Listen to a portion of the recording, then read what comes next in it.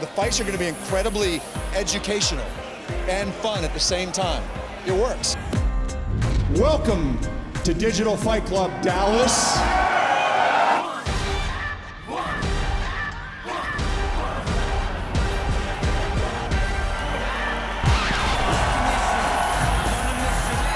Let's talk about AI.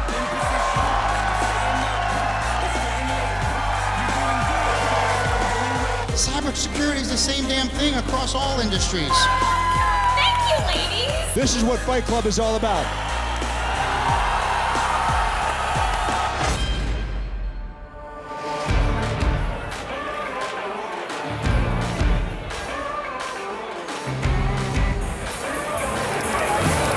Ladies and gentlemen, put your hands together and welcome the founder and your host of Digital Fight Club,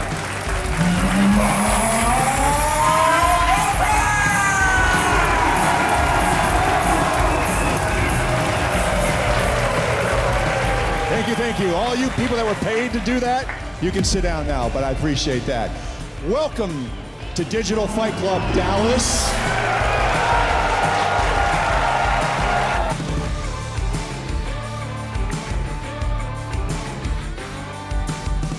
Tonight, we fight cybersecurity. Boom! Some people say, man, I've never had so much fun at a work event. Maybe that's you. Some people are like, holy shit, I've never learned so much at a party. This is both. How many people have been to a conference and the person on the panel says some bullshit that is totally made up and no one says a word? Yeah, y'all are sandbagging everybody here, okay? Not here, because you participate. We don't sell tickets to the general public. Everybody here is an expert. So if you like what a fighter's saying, cheer them. If you don't like what they're saying, heckle them, all right? Keep it real. I don't want anybody calling anybody names or any of that kind of stuff. All right, so the way we vote for a winner is by how much noise you make, okay? It's a lot of fun. Let's go. Nice. Let's talk about some rules. First group, let's call them the check writers. They're CIOs and CISOs, represented by these guys, and if they're writing big checks to solve problems, we ask them what issues are they facing. That's where we came up with the fight topics. The second group are the vendors, the technology platforms. Yeah. Because you guys are really fragile, especially the vendors, we don't want one go, I didn't get as much applause as the next guy and all that. We do one clap. It's a tradition here at Digital Fight Club. So let's get started. The first one, Sentinel-1, and nicely done. Netscope, keep it going. Acodis, nice. Palo Alto, System, and Sneak.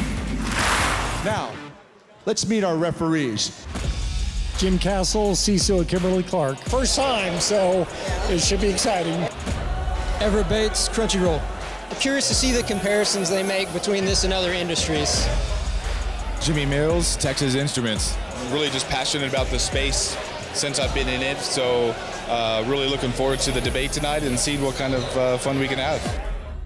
So tonight is a national event. There are 5 out of our 6 fighters who flew in. Only one's from Dallas, representing the USA. Awesome. Okay, now let's have some fun. Bring in our fighters.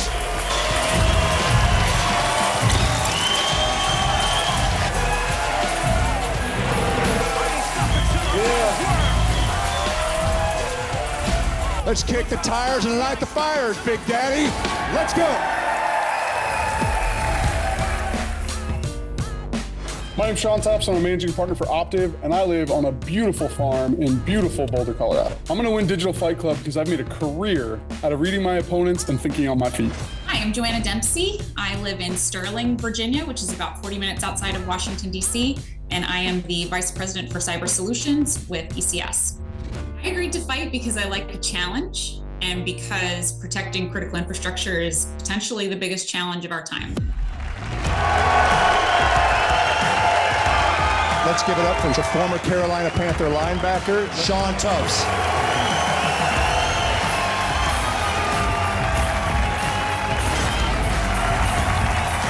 Please give it up for Joanna Dempsey.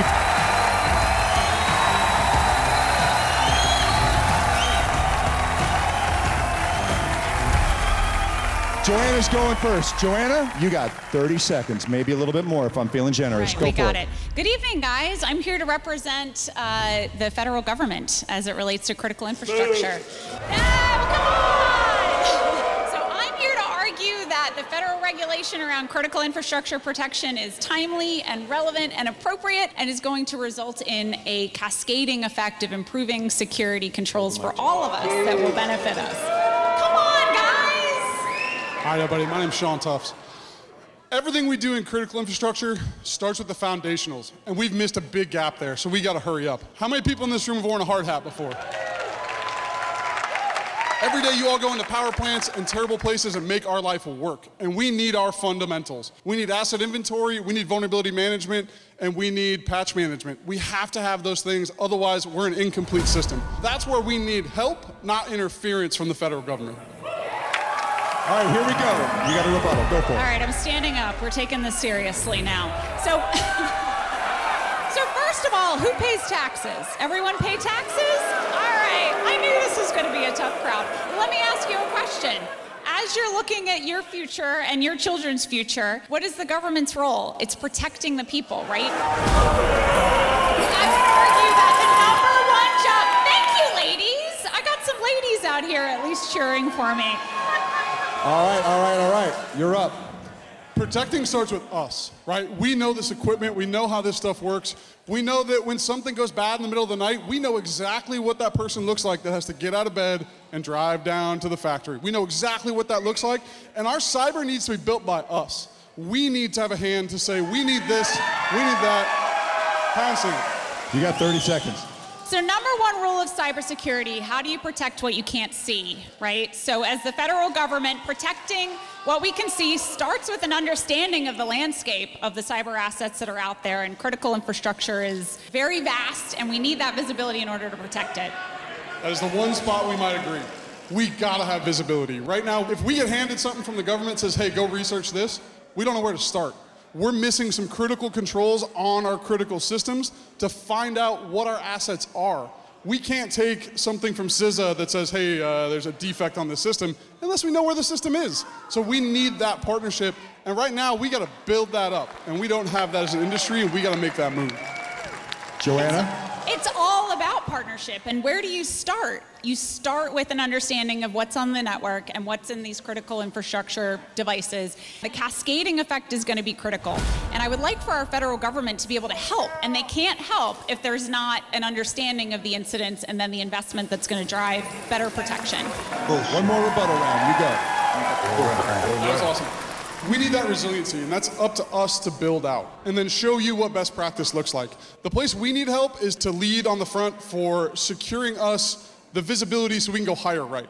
Right now we have a huge talent gap in critical infrastructure, in cybersecurity in general, and if we don't have a federal partner pushing us in that way, that's not the help we need. We need help to release budgets, highlight things to the board, get places. That's where we need help. We don't need regulation, we need support.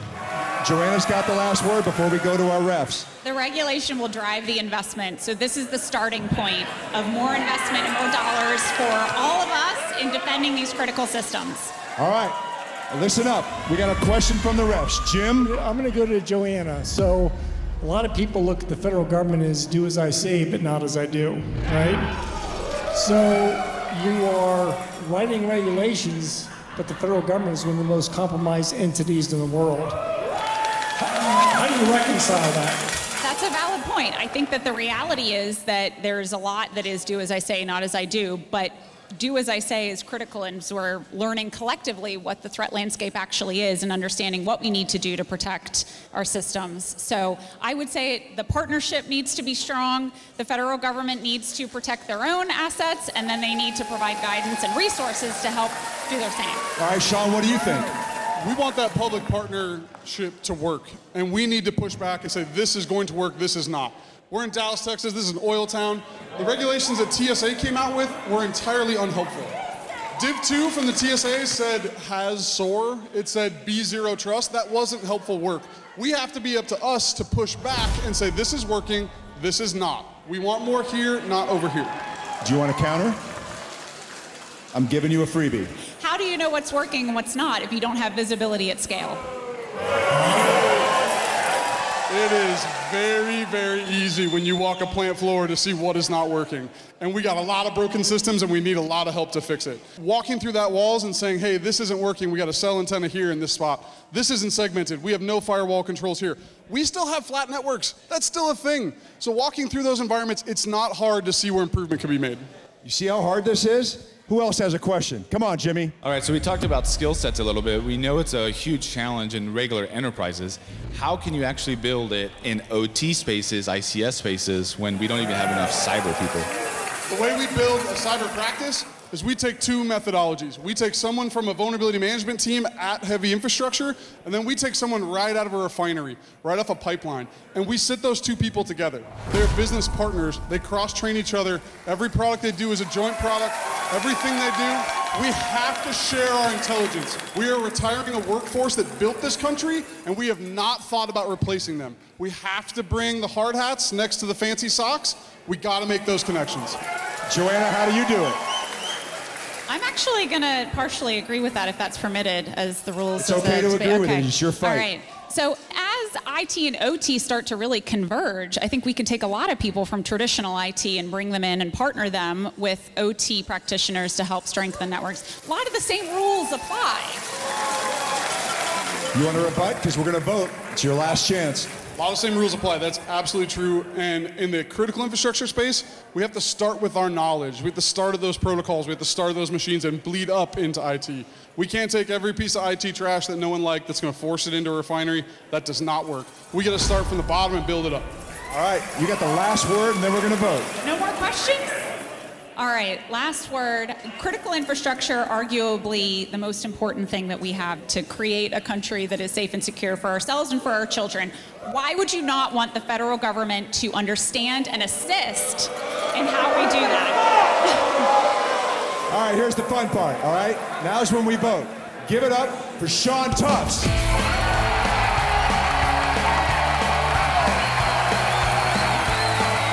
Give it up for Joanna Dempsey.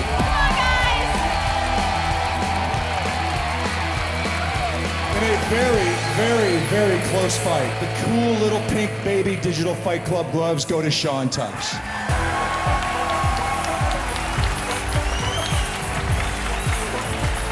Yeah! Who's having fun? Okay, I've been so looking forward to this fight. It's about media, streaming, Hollywood, cybersecurity. 4 words no one's ever said in the same sentence. You ready? Well, let's get this going. Yeah! I love this. My name is Tabor West. I am the CTO and co-founder of OneTier Technology, and I live in Los Alamos, New Mexico. I believe we need much more interaction and we need much more exposure of these type of problems in cyber and media. I'm Dave Ackley. I'm the CEO and founder of Goliath Cyber here in Estero, Florida. I agreed to fight because I'm always up for a challenge, and challenging the status quo is what I do. Please give it up for the founder of Tier 1, Tabor West.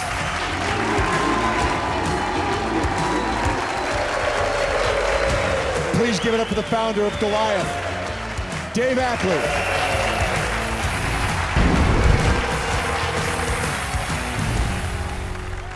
You're up, Tabor. Speak into the mic, project some energy. Good luck. All right, so I'm going to argue about tools in media and cyber protection right now because people aren't getting it done. So functionally, we have to utilize better tools. We have to use more tools. We're not able to train the people. Stand up. You're up. All right. He talks about tools, right? Everybody out here, you're people. What makes cybersecurity a better world and a more secure world? It's the people behind it, right? People. We are the ones that can come in and protect our businesses. Here's the thing. AI can't even put 5 fingers on a person's hand. I'm gonna trust the tool? You got a rebuttal, go.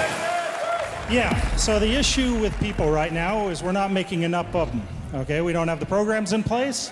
We can't get the knowledge transferred across. The only way we're gonna do this is pull it across into tool sets right now. We're talking about media right here. In media, it's all technology. We just don't have the people. We do have the people. So here's the thing. Media is no different than any other business. We all have partners. We all have third parties we work with.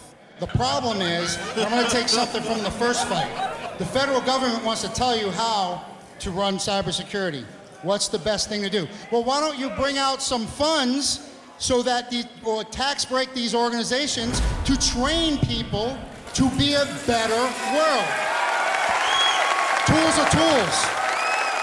Okay, so the federal government is issued a set of guidelines and controls, right? NIST SP 800, 53, 171, 172, 207. These are going to result in zero trust. Now, we all know that the government is just going to slam this down on top of everybody. How do you think people are going to learn all of those controls, monitor them across the vast empire that we're dealing with, if we don't have the tool sets to pull that data? Dave, you got the next word. So that's the problem, right? We're in a tools race. And everything that we do, it's another tool. Well, we're not utilizing the tools we have in place now, and then you're going to bring in another tool. And then we wonder why our people are confused when there's a breach. All right, so the key there is not a proliferation of tools, it's better tools. It's pulling the tools together into a seamless whole. It's basically making a giant red and white easy button. We all remember that, right? And we need to be able to make this broadly available to the people that are there working the front lines, because we're just not going to get enough of the new people. So people problem. We don't have enough people, I heard that. We do have enough people. We're not putting the energy where it needs to be. We'd rather buy another tool than go and train and put our people through courses. Go ahead, Tabor. All right, training. Let's talk training, right? We all went to school somewhere doing something. How much of it did we retain? Right? We run out all these constant trainings on the users who are using end devices and such. How many of them actually pass the training? If we don't have something that's coming back in and validating, giving them feedback, they're just going to keep progressing along the way they are right now. We know it's not working. You got the last word before we go to Everett. We need more mentors, right? We need more mentors. We need more C-level. We're talking about Hollywood, right? That's our topic, media, Hollywood. Again, it's no different than any other industry. And when people ask me the question, what industry do you support? Cybersecurity is the same damn thing across all industries. And we have the same problem. Let's fix it. All right. Everett, you got the first question. What are some risks that apply specifically to this industry? What I'm hearing are things that apply to every industry. All right, listen. You're first. What's specific to the media industry? Okay, so media industry is all digital at this point. Everything is recorded in a digital accessible format. Everything is functionally network attached. That's the threat vector. We're not in the days of a KVM and a keyboard anymore, right? So at this point, we have to do specific tools that go around the collection, the distribution, the modification of that. The problem with trying to teach a person to do this, they're not specific. Specific to the industry. Supply chain, right? You may have your security intact, but a screenwriter is sitting there somewhere, not protected, there's no data encrypted, right? They're not following protocol. At the end of the day, that's a problem. And that's not only a problem there, it's a problem across the world. All right. Who else got a question? All right, so I think we're kind of avoiding the deep fake problem. How are you going to solve that? How are you going to solve deep fake? You go first. You got the last word. That's a good one. How are we gonna, I'm a deep fake up here. Right? It comes back to utilizing some tools that you have to use, but you got to analyze the data. So here's the thing. Tools don't have emotions. Tools don't know right from wrong in the real world. We do. We, as people, can judge people. I can understand and see a deep fake. How are you going to handle deep fake? Go ahead, Tabor. You got the last word. Here's the thing. Deep fakes are generated by AI, neural nets. People programmed those. People created the set. However, it's so prolific and there's so much of it that you're going to have aggregation tools to bring it down, but people ultimately do have to analyze the end result and be able to determine what is and isn't fake. However, these things are too complex at this point and they're getting worse. We're going to cut this off and we're going to do some voting. All right, hang on. You ready? Give it up for Tabor West.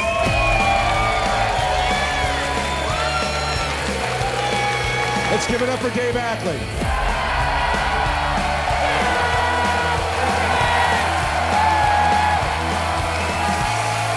That was a great fight. Congratulations, Dave.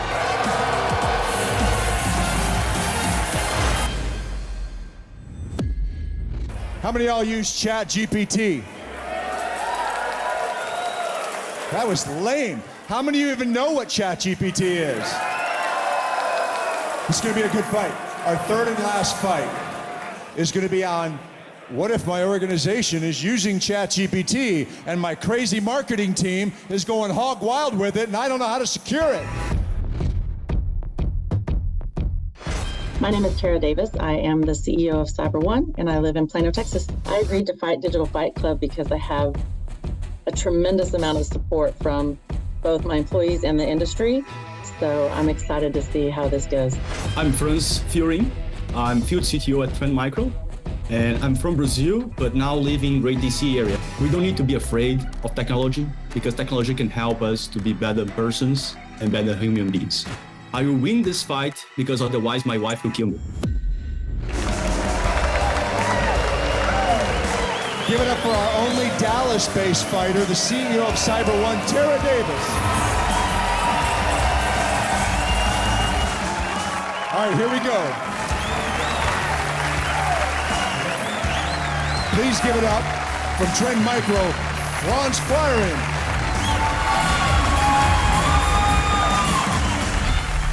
Tara's going first. You got 45 seconds. What am I supposed to say? What are you supposed to say? That's probably not what you should be asking right now. She's sandbagging. She is sandbagging. Securing AI in an organization. It's not a thing. Hey, you stole my seat. I firmly believe that organizations are not ready for a full rollout of AI right now. Imagine the average user, like me, still clicking on a phishing attack, and you want to let them in control of AI? Horrible, horrible idea. I just don't think this is a good plan. So that's my stance. AI, organizations, not ready to roll it out corporate-wide. Franz, you got 45 seconds. There is two ways to lead with AI. You can use or you lose because everyone will use it. You have iPhones right now, you know that we will use AI in the next few months, right? And there's two ways.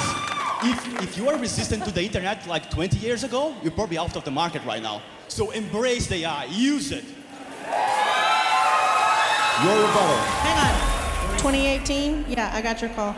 Oh, you want your security stack back? Here's Trend Micro.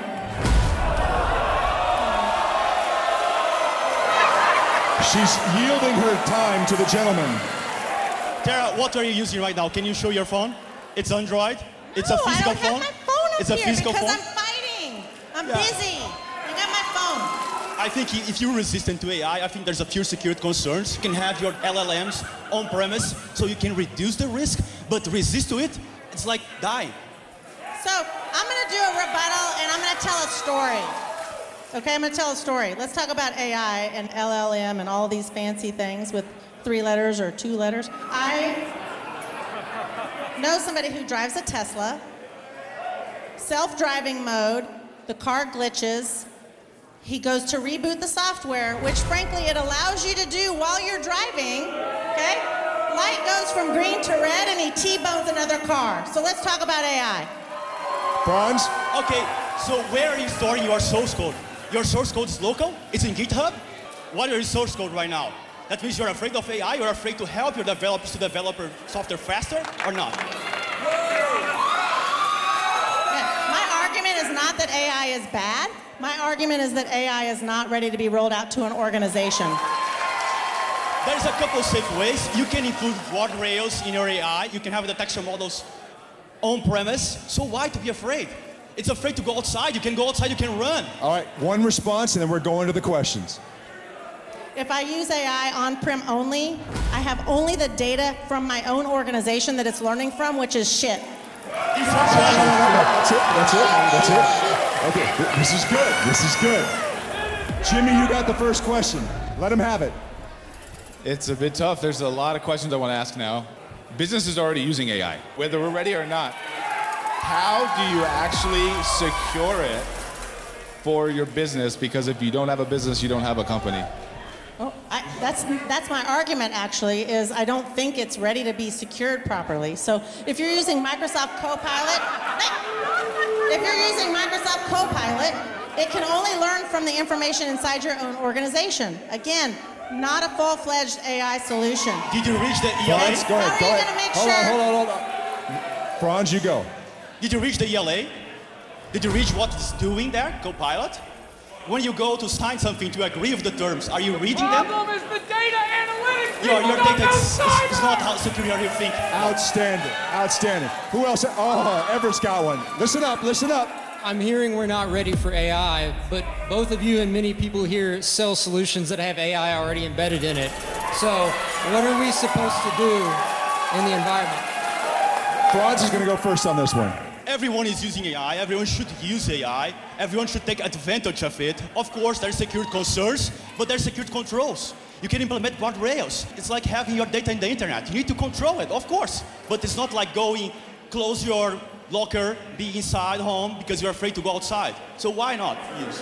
Tera, you got the last word. So I'm going to clarify.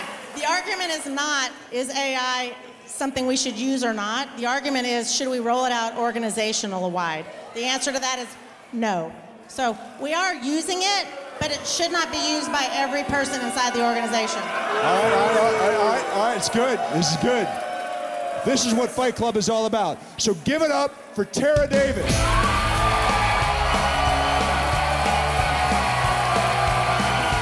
One last time, give it up for Franz.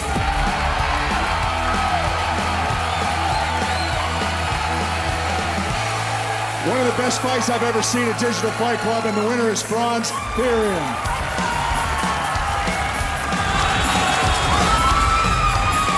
Well, that's it, ladies and gentlemen. That's it. Thank you very much for coming.